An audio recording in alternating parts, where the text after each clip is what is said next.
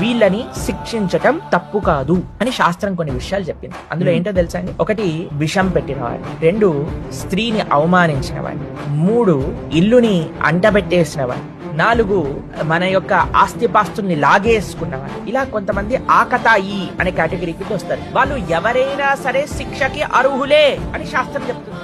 అర్జునుడు కూడా అంటారు, అరే ఈయన నా తాత కదా, ఈయన నా అన్న కదా, ఈయన నా బావ కదా అంటే కృష్ణుడు అంటాడు, అవి చూడకు, వీళ్ళు చేసిన అధర్మాన్ని చూడు. ఈరోజు మనకి ఈ సమాజంలో ఏంటండి ప్రాబ్లం అయిపోతుంది అని అంటే, పెద్ద పెద్ద తప్పులు చేసినా సరే వీళ్ళు ఆ మినిస్టర్ రిలేటివ్ అండి, వీడికి ఈ మినిస్టర్కి ఇదండి అని వాడేమో బయట తిరుగుతాడు. కానీ ఏదో చిన్న చిన్న తప్పులు చేసిన వాళ్ళందరూ జైలు, పెద్ద పెద్ద స్కాములు చేసిన వాళ్ళు పార్లమెంట్ లో ఉన్నారు. ఎంత విచిత్రం చూడండి. ఎందుకు? ఈ భేదం ఉంది.